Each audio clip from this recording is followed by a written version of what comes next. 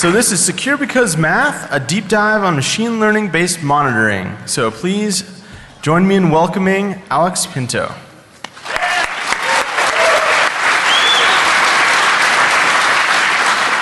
Thank you guys, glad to see you all here. And just before we start, I just want to ask for all of you that are from the internet and you like to do the twitterings, we do have a hashtag for the talk, so make sure that when you make fun of me, you actually hashtag it or tag me or anything like that, because I also do want to laugh. I found out at another conference that actually checking Twitter while you're talking is like a social faux pas. You can't actually do that, so I can't read the funny stuff that you guys are talking about. But anyway, thank you so much. Let's get started. So just a little bit about me, right, before we go to it. So Chief Data Scientist at MLSec Project. The cool thing about doing your own stuff is that you can just make up any title that you want. I've pretty much been doing machine learning researching and training for a while now. And just for anyone who are interested in this subject, I found out that machine learning training is very different from Pokemon training. So I might have got the wrong brochure or something. But anyway, for to each his own, right? You guys might enjoy it. Anyway, I'm focusing my research on network security and a little bit of incident response. I was pretty much tortured by Sims as a child. I never want to have to do that again. So I'm trying to figure out a way that where we have to do less with it, or maybe do it in a more smart way. Anyway, if for some reason you guys think I hacked something and you need like an attribution hacker animal for me, I am caffeinated capybara. All right? Let's get going. Anyway, I want to start out talking about what is obviously the upcoming security singularity, because of all the amazing machine learning products that are being launched like 2 a week. So yeah, we must be pretty close to Skynet by now. And I just want to make sure that while I do that, I give you guys some context, specifically about the messaging I mean, I obviously don't know in precise detail technically what these companies are doing. It's all very secretly saucy and stuff like that. But I can guess based on their marketing materials, and I just wanted to break down for you what I think that those people are doing, and if that's what they are doing. So maybe these are the questions you should be asking them, because this stuff is hard. I mean, honestly, math is hard. And there's a lot of potential pitfalls, and there's a lot of kind of due diligence in your experiments. And I just really want for us to spend some time, some quality time together talking about math here, while we can try to decode this a little bit. Anyway, let's get going. So I specifically would like to thank all of you, because you guys are all on vacation now. Nobody has to work anymore, and you guys actually coming here to see someone talk about security. I mean, why? This is all solved, right? Has been solved for a while now. And it's sad. It's sad because the guys who actually did this network security solved thing, they have absolutely nothing to do with machine learning. I just thought that this was so amazing that I had to put it out there. Maybe they should pursue machine learning products, because that would make it even more awesomer, I think. Anyway, of course, you kind of get the point where I'm coming from. But before I continue, I just want to make a quick side note. If you guys ever do a Google Images search for network security solved, Jack Daniel is the first hit. Man, that's branding. That's branding, I'll tell you that, man. It's just amazing. I wish I was, but anyway, who knows, maybe Pokemon trainer someday. The point is, there is a lot of confusion, right? And this is understandable. There's always a lot of confusion about the specific technologies that we're working on. We're always like, for some reason, there's a cycle where we stop trusting our old shit and we start looking for new shit. So people have to come up with new stuff that we do. The point is that I'm frequently being asked a bunch of questions because of the kind of work that I'm trying to do. Hey, I'm talking to this guy, and this guy tells me he's doing the maths or something like that. Can you help me out? Can you try to understand? And this is not, I'm not talking about, you know, someone at the street. These are people who have been doing extensive product research, or have been running information security programs for a while. And they really are failing to grasp what the hell the companies are doing. It's almost like, you know, there was some sort of marketing ploy to make it kind of obscure and kind of make people think that it's better than it is. I'm not saying it's that, but maybe you could argue the point. So, and I think that's kind of bad for everyone, right? And this is pretty much the point that I'm coming from here. By the way, if any of you guys ever want to do like a big data presentation, there's this big data pics Tumblr. It's awesome. It's all like waves with bits. It's like it's the best stock images for big data ever. But anyway, no, public. I'm here to teach something, right? If you take something out of this talk, it's bigdatapics.tumblr. Anyway. I guess my point is, are we even trying to explain? I mean, what the hell is a hyperdimensional security analytics? You guys know that like if it's more than 3, it's already hyper, right? So, I mean, third generation artificial intelligence, what is it? It's like the third level of the matrix. What is that? I mean, honestly, it kind of gets to me because, I mean, isn't it enough to go to do the cyber wars and things like that to actually scare people? Do we actually have to scare them with math as well? I mean, yeah, so, and there's the eponymous security because math, which I wasn't able to find again. I don't know if I dreamt it or it was actually the slogan of a company, but I think it's perfect. It's exactly that. It's secure because math, right? It's math. The point, okay, this is hurting us, right? We are unable to differentiate between the products. We are unable to understand what they're doing. The investors have no idea. They're funding stuff. I mean, it's like, yay, I got the security magical thing here. Oh my God, here's like $10 million. And the point, and it's like, we're not even sure if this thing works yet. In many, many levels, in many kinds of things. And I mean, I don't know about you guys. I don't have a lot of time to waste. I don't want to be like beta testers of a bunch of this stuff, right? I wanted to make sure that the people who are trying to do the research or are trying to actually do the work, I can have some way to identify more easily if what they're talking makes sense or not. I mean, I have people argue to me the point that it's all about communication really, right? You get the people from the technical side of things, right? And they try to explain come on guys, I gotta keep a straight face here.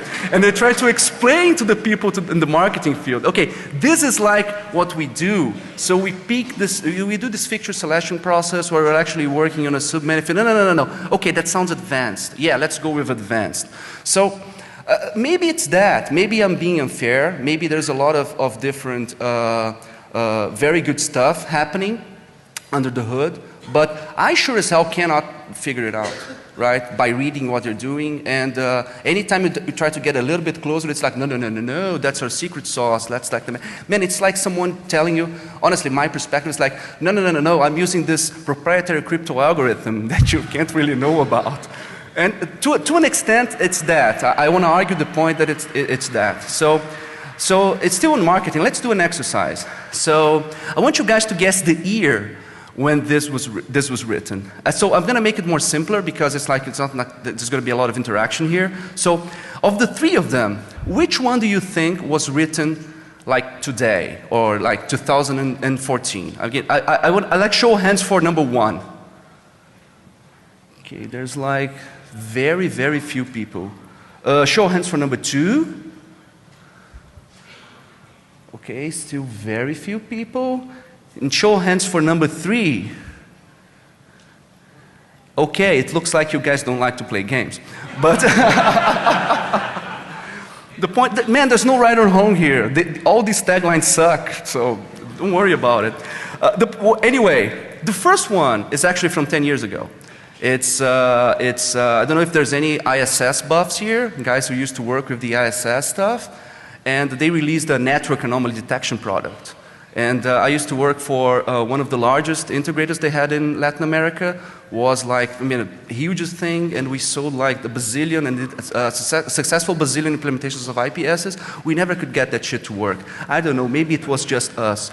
But the middle one is actually from this year. I'm not going to tell you who it is, but I mean, you can do a Google search. And the third one, it's actually when it gets interesting. It's actually from 1995. It's from actually some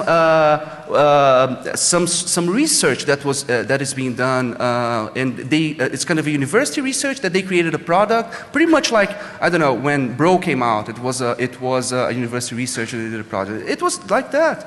We're doing anomaly detection on user activity. That sounds very familiar, right? And there's this woman, there's Dorothy Denning. She's a respected professor at the Naval Postgraduate School. She actually did the first paper that came up with what an IDS should look like in '86. And it already said that, okay, there's kind of two parts of this.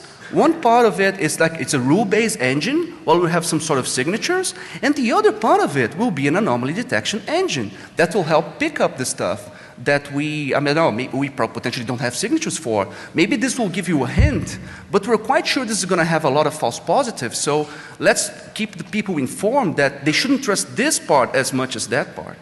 So, '86. And anyway, they actually built it out to the intrusion detection expert system. I think people dropped the E because, I don't know, too many letters, it's too confusing.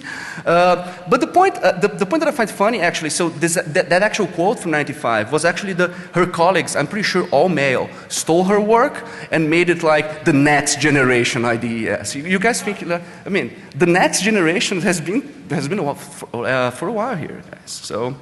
Anyway, let's get with the times, right? And the point, everything changed because of a three-letter acronym, really. So there was a three-letter acronym that did something that was very significant for information security, and that actually changed the way that we do research and we do a lot of things in this area. It's probably not who you're thinking of. It's the KDD. The KDD is actually a program it's kind of a research track or the conference from ACM, and guided by DARPA, right? Because DARPA thought, okay, we have Bro, we have Snort. You know what? We're probably never going to need another different signature engine, and boy, were they right. They decided to start funding things like anomaly detection and creating data sets that people could actually use to do that. Right? So DARPA had their own data sets, which was focused on user anomaly detection. Man, I'm talking like Solaris audit logs. It's like, whoa. And also the KDD99 data set came out, which was pretty much an extract of a log. It was already a little bit parsed. It was not PCAPs. It was not TCP dump. But okay, this is what the network of this place look like, of this specific, I don't know, organization looks like for like 6 weeks. Right? We know that there are some attacks here. Let's see if you can pick it up. And it was a great success. It was a great success in the sense that a lot of people started using those data sets for research, and there was nothing previously there that people could reliably use and repeat. So a lot of the research was based on this, and they used this to actually try to improve their algorithms. And I mean, at first it was okay. But after a while, if you go through it's like 1 bazillion papers in '99, and as you go across the years, looks like everyone is trying to one-up the other one. Yeah, I got a little better percentage on this data set, and that's fine. That's like, I don't know, that's academic tag. I don't know what the fuck they do there. But what bothers me is that if you do a search on Google Scholar today, there are 300 papers in 2014 that are still using this 15-year-old data set to come up with conclusions with what is good and what is bad and what is promising in anomaly detection. I mean, I have no idea what exactly is the modified mutual information-based feature selection, but don't do it in a 15-year-old data set. I'm pretty sure things have kind of evolved, things have kind of changed, right? And I understand that there are limitations, right? I understand that there's this reproducibility thing, which, I mean, it's for some respect. I'm gonna get to that, but I want you guys to think about this. I want you guys to think about this as if you're going to med school, right? And you're starting to, like, you're gonna learn anatomy, right? And all that you have to go for is this picture of Rembrandt, right? Granted, the human body hasn't changed that much, right? But it's like, hey, professor, why don't we cut a fresh one open? No. That would be a privacy violation. The IRB would not be up with that. So, okay, I'm not advocating like uncontrolled sharing or anything like that, or rogue experiments, but I'm pretty sure we can do better on public data sets right now. I'm pretty sure there's enough people interested in this that we can actually try to generate more stuff that people can use for this research, right? And a funny side note is that actually there was a professor from Carnegie Mellon that was pretty much in 2000 raving about, okay, guys, this was a bad idea. These DARPA data sets, they actually suck. They're not representative of what should be going on or not. And he was raving about reproducibility because, yeah, this guy, I mean, it's not clear what technique these guys are using. And they are like, it's like they're just trying to one-up the other one and say they have like a point percentage improvement. So it doesn't seem like we're having success here. The funny thing is the reproducibility part he talks about, it could have been written yesterday because that's pretty much the way how everything still works in academia. But I don't know. It's like, for me, it's kind of mind-blowing. And people talk a lot about the potential disconnect from academia in some instances. I mean, why are we using a 15-year-old data set? And I don't know, maybe it's a joke, right? Maybe it's like, if you're researching this stuff, you actually have to do it on KDD 99. It's like a rite of passage or something like that. But anyway, I've never been to grad school, so I would not be able to tell. And again, I'm not here to bash them, right? They're all very scary people, right? Yeah, man. You guys should meet my friend Kyle. He's a math smuggler. So,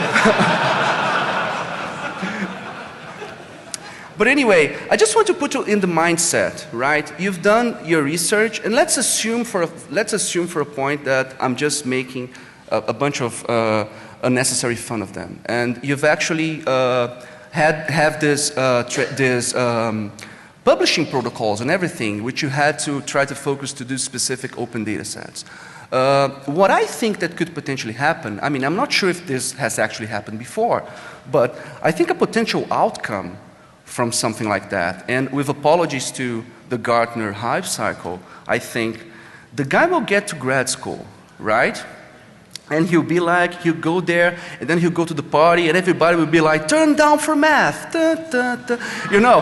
And then they're gonna come, and it's like, oh, hey, man, I got this like sweet data set here. You guys wanna have a look, you know? And then he looks at the data set, and he gets hooked on it, and he's like, okay, maybe I can do some interesting stuff on this data set. Let's do some research. And lo and behold, he gets a bunch of results. Right?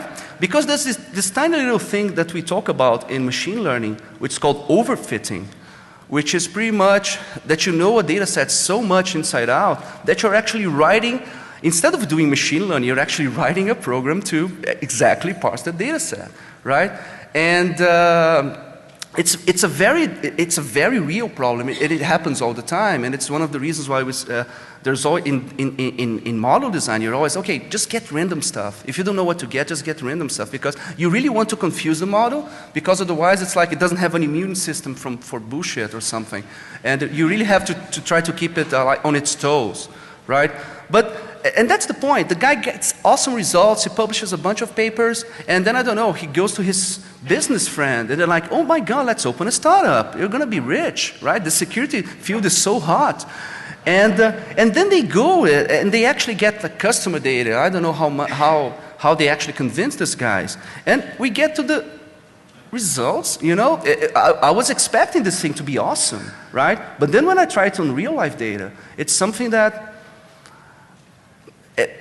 doesn't look like it's going to work, because you're actually training on a very biased and very weird kind of model, and when you actually expose it to real life data, it's like it doesn't know what to do. It does only don't do like the little retarded thing that you taught it to.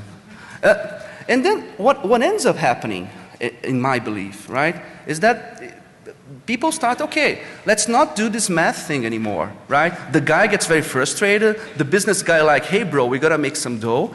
And they, okay, let's do a pivot or something like that. And lo and behold, math is hard, right? Let's go shopping. And by shopping, I mean selling, right? So I don't know, you become a general consulting company. You do instant response for people, right? But then that thing that you said you were going to do, specifically about analytics or machine learning, is not actually what you do anymore. For some reason, it still lingers in your marketing material, but that's not who you are, right? And I maybe sound a little bit too righteous, but I don't know, if you kind of get money to build one thing and you kind of don't build it, you're kind of a failure. I'm sorry, right? But, I mean, what do I know?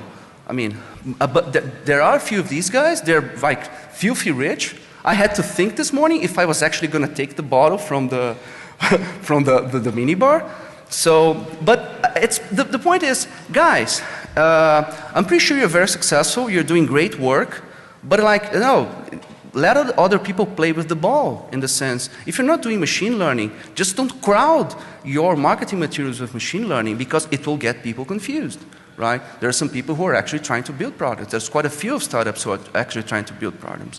And I don't know if the worst part is them, or the guys who are like, hey, machine learning, we should just put that in our brochure, right? And it's like, yeah, we deliver lemons by bicycles with machine learning. And you're like, how do you do that? How does that work? But, I mean, I'm pretty sure you guys would be able to figure that out.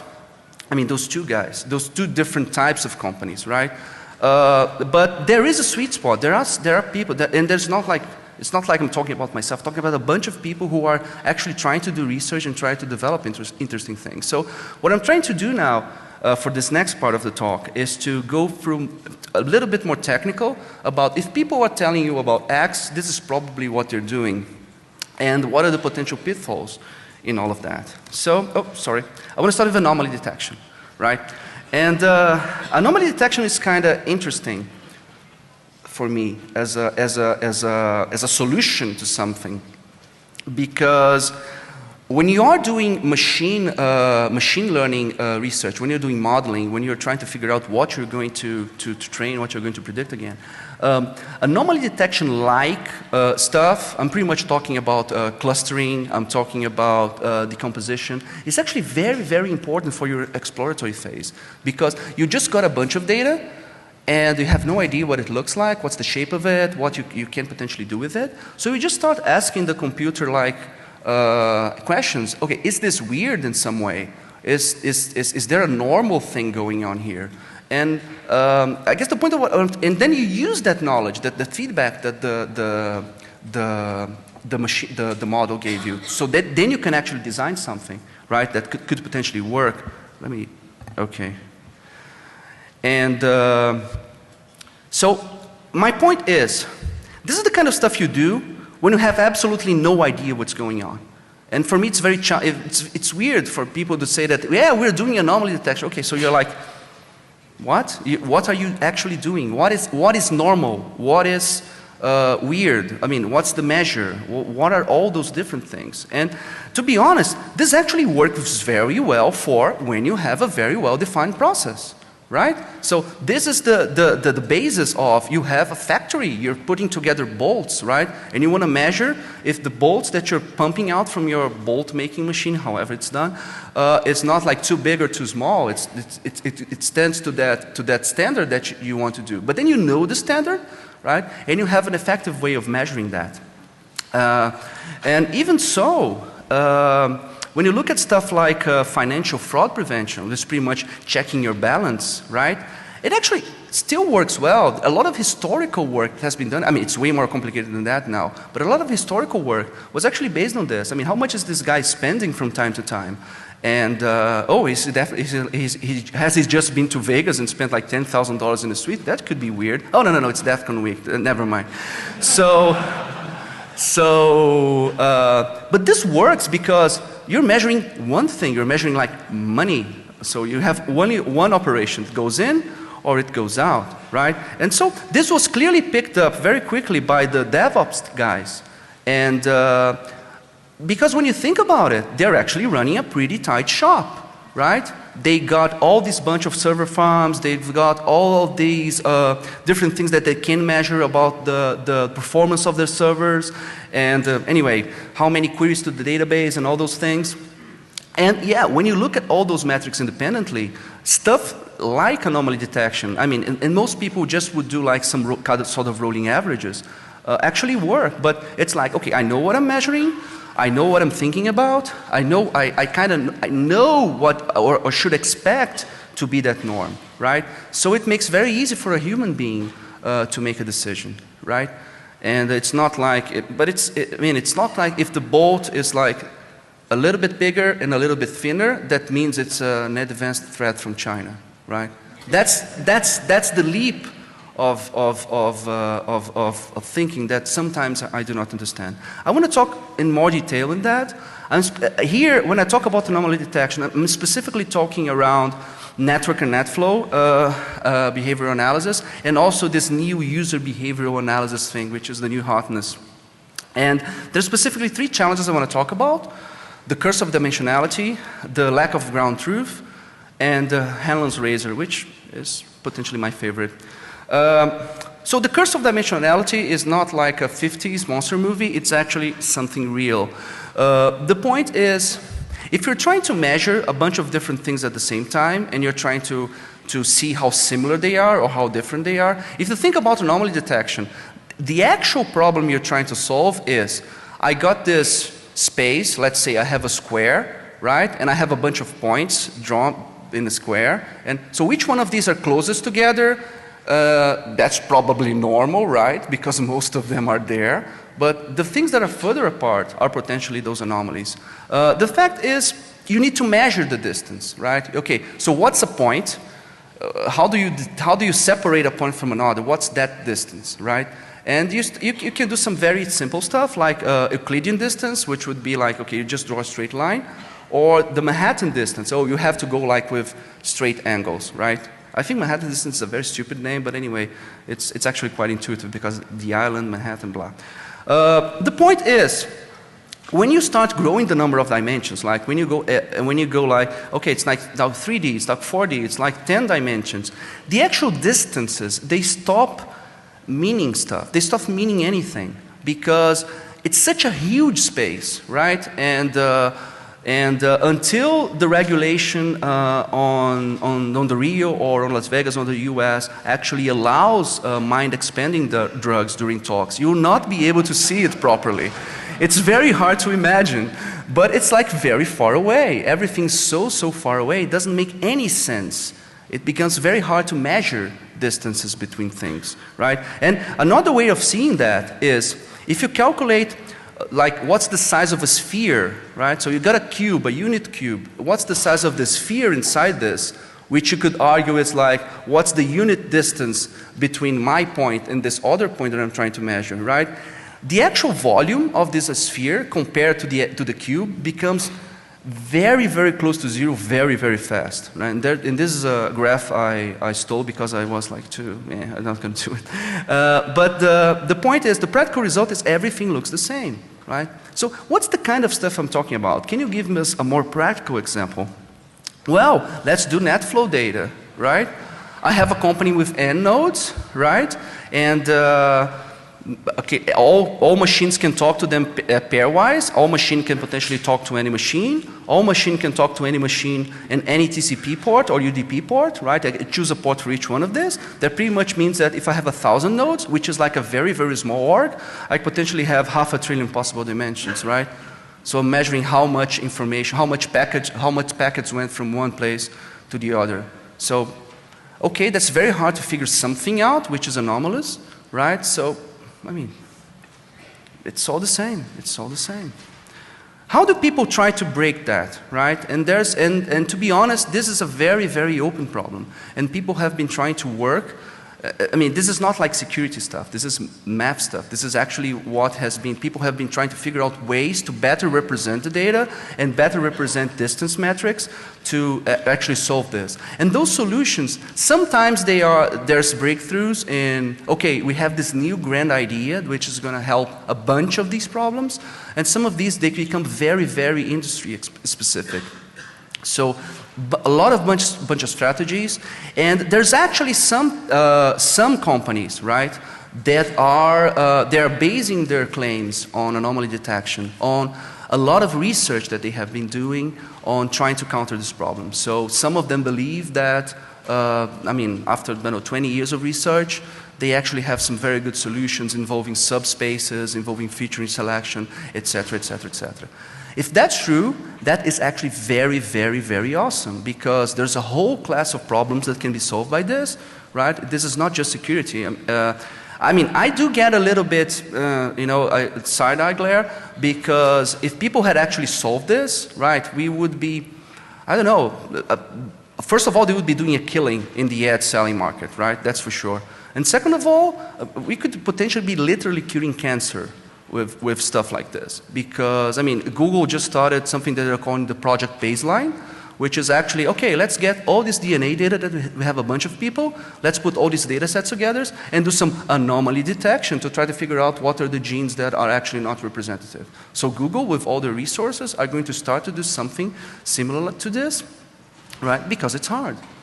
Because it's not a solved problem at all. Anyway, people might have solved aspects of the problem. It might be a good part of their research, right? I just want you to ask, I just want you to try to understand. And you might not be able to understand the actual technical part of it. I certainly don't. When I say interesting, that means I couldn't get past the abstract. Otherwise, I would totally tell you about the ideas. But what I don't want is that you guys fall prey to this guy, right? We do not want the goal to have this one weird trick, right? And anyway, the point that I'm trying to make here, guys, is that this is not something that's been new. It's been here forever, right? And it's something that it's something that you can't just wave your hand away. You just have to deal with it, right? Just deal with it, right? And try to come up with some solutions for that. I have to put the other glasses on, otherwise I can't see. Although I would totally do the talk on the other ones if I could. So anyway, the second class is what I talk about normality attacks, right? And which is pretty much the problem when you have in anomaly detection in general, which is there is no real labeling, there's no real ground truth, right? You don't really know what you're holding against. And again, it comes back to what I was talking about, what is normal, right? When you do the other kind of machine learning, which is labeled, you know that, okay, I think that these things are good. I have a very good confidence these things are good, a very good confidence these things are bad. Okay, now let's just train a model to try to tell these things apart. So some of the problems of this is there's asymmetry, because there's usually much more stuff that looks kind of normal than stuff that looks kind of anomalous. So you have to, sometimes you have to push the models too hard to actually recognize what's anomalous, and they become very prone to false positives. And anyone who has ever implemented any anomaly detection thing on their network knows exactly what I'm talking about. It's very hard to fine-tune, and it's also very easy to tamper with, right? Because if you're just getting the log data from your environment, I don't know, you can do just like my friends in Waze, right? And I don't know if you guys are familiar with Waze. You kind of use it to, it's kind of a Google Maps-like replacement, and people like the crowdsource. Oh, there was a car crash here. There's a police guy here. Watch out. So I got a bunch of friends, like, it's like, I don't know, 10 to 5, they're about to leave work. They just put a bunch of accidents around their building, like, so that the traffic can all go away. And then they can get out, and then they can go. Anyway, I'm taking too long here. I have to rush a little bit. Finally, and I think it's the most important thing, even if you, okay, my anomaly detection engine is very accurate, and I have solved the curse of dimensionality, that's great for you. What does an anomaly even mean, right? Why is it necessarily evil, right? And this is a thing that I saw all the time, is that you would turn on something like an anomaly detection engine, and it would pick up all sorts of weird stuff that were not necessarily security incidents, right? And it's things that, yay, maybe the DevOps team should have a look at that. Maybe the sysadmin team should have a look at that. And this is mostly a problem of process, of how do you actually put this in. And it's funny, you will never see an anomaly detection company specifically only marketing itself as security. It will always use the words performance, because that's what anomaly detection is good for. I guess the point that I'm trying to make here, if there's a spike on your production server, its CPU starts going a lot, it starts like using a bunch of memory, who is more likely to have done this? Is it the evil hacker? Or is it the hipster developer that just bought a book of Node.js, right? And yeah, let's bring this machine closer to the metal here, you know, let's pump this thing. And I mean, honestly, guys, I mean, it can't be all that bad. So, I just want to get to user behavior quickly. User behavior actually works, right? But you've got to have a limited scope. So everyone here who does this product security, so yeah, we are the startup or we are this company, we have this product on the web. You will be doing some sort of user behavior analysis and some fraud detection kind of thingy on your product. And it works surprisingly well because you have a very limited scope. You know exactly your application inside out, so you can actually program relatively easy all these shortcuts that you need to have to go through some of the problems that I described. What bothers me, right? And again, people use anomaly detection to actually then build a classification model, right? But what bothers me is, can this be generalized, right? Can I really come to people and say, oh, I do file exfiltration thingies with user behavior, which sounds suspiciously like DLP to me, especially because they go and, yeah, it works like a charm. The math is amazing. You just have to have role-based access to all your users and do information classification on your stuff. If I do that, I do not need machine learning. I definitely do not need machine learning. So this is something that bothers me. I guess a lot of these people, a lot of these companies, they actually come from more of a military background where this is all a given, right? And I'm pretty sure it potentially has good results or interesting results in that environment. It's just that that's not how the thing works in the enterprise. Anyway, the other point is if I'm actually doing user behavior in a bunch of stuff, different stuff, what do? I average it all out? Like all the different, oh yeah, so I was putting a bunch of stuff in my expense system here because I've just been to DEF CON, and then it blocks my access to the, I don't know, the work portal because I was totally like DOSing this. I mean, how does this work? How does one thing actually interact with the other? So there's a lot of open questions. I really wish there was a way to build a general user behavior thing, right? But, I mean, question mark for me. It's an open question even for me. Anyway, I'm very late. I just want to quickly go to classification. I'm sorry this is a repeat slide, but there's no way to top this way of explaining classification to someone. So you're trying to tell apart cats and dogs, right? And you're trying to teach the program if you want to give the cat, what is a cat and what's a dog, right? The point here that I'm trying to make is it's really about how many cats and how many dogs you give it, how many different cats and how many different dogs.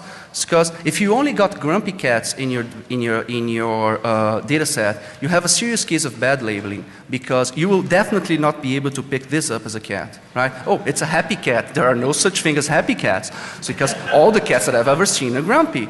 So it kind of messes up. And it's a problem that's similar to the problem I was describing about the background truth in the sense that you don't have a very good sample. Your sample is a little bit biased.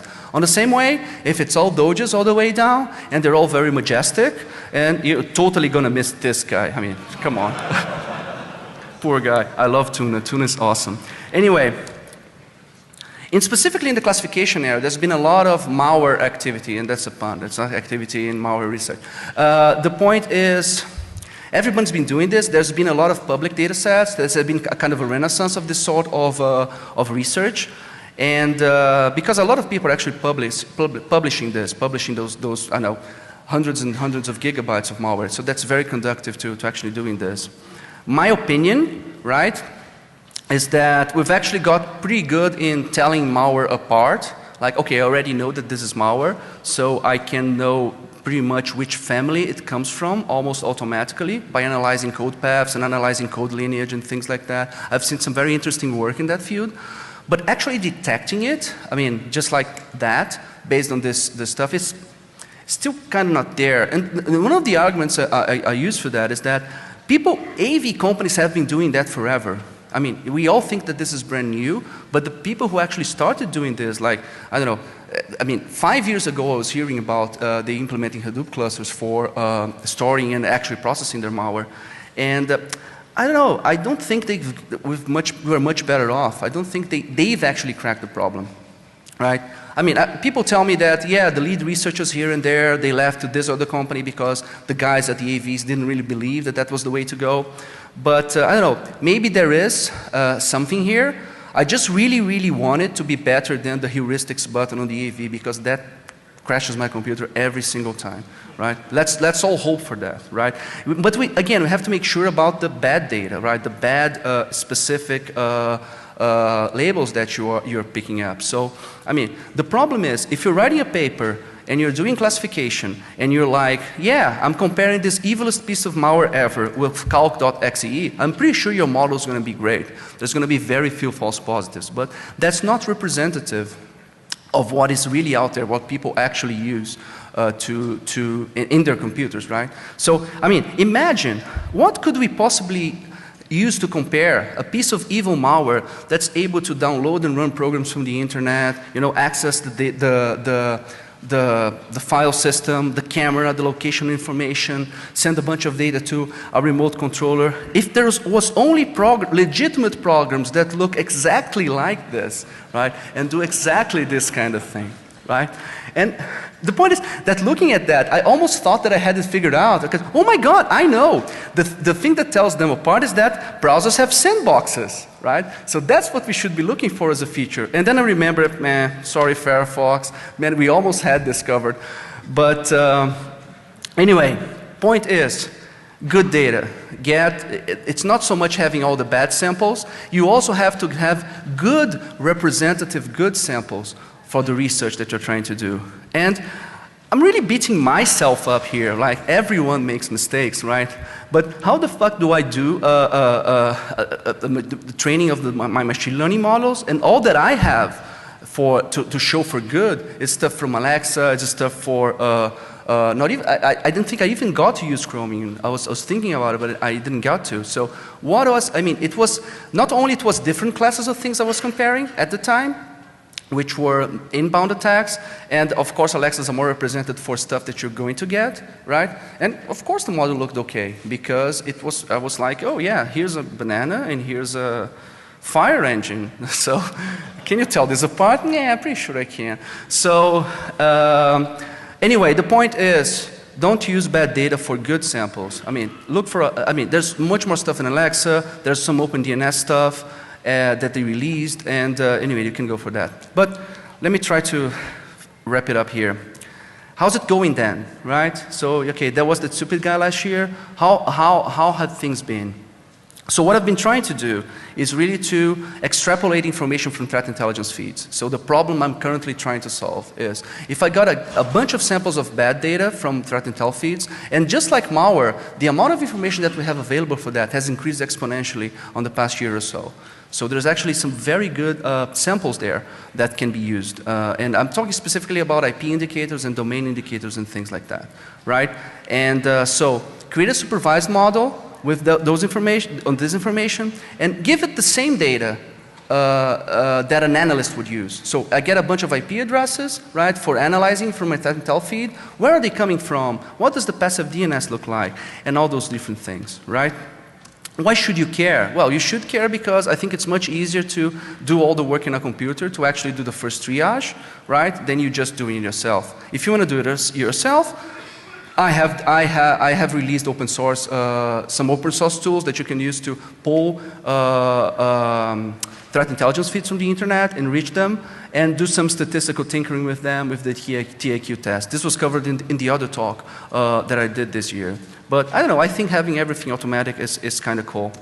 And the actual ground truth that I use, like I said, is the data from the the data from the threat intelligence feeds and the data from, it's still a little bit based on Alexa. There's a lot of other different sources that I've been tapping on.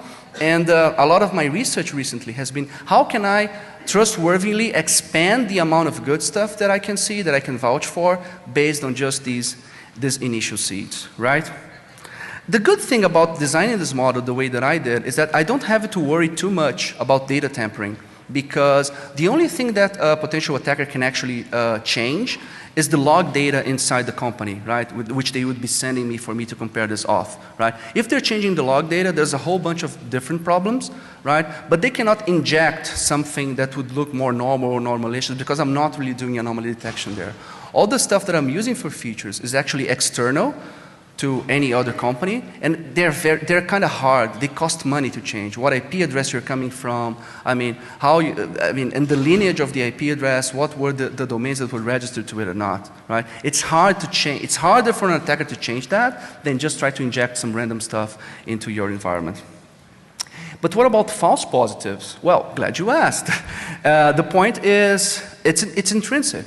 And it will always be, right? It's just like the 100% security thing. There's no 100% accuracy in machine learning. If it's that, if you do a model, it's 100%, you've done something wrong. Go back to the drawing board. That is the biggest truth that you can find, right? But I believe it's all about you creating an actual process around this, right? And the idea, what I'm presenting this as, is as a way to facilitate triage. You still have to have a human being who will do the last leg of the investigation, and they'll be able to actually tell us for feedback, and then that can go back in the model if something was bad or something was not bad. And based on all that, I propose a buyer's guide, right? So specifically these questions that I've talked about, right? These are the questions you should be asking the machine learning vendors, right?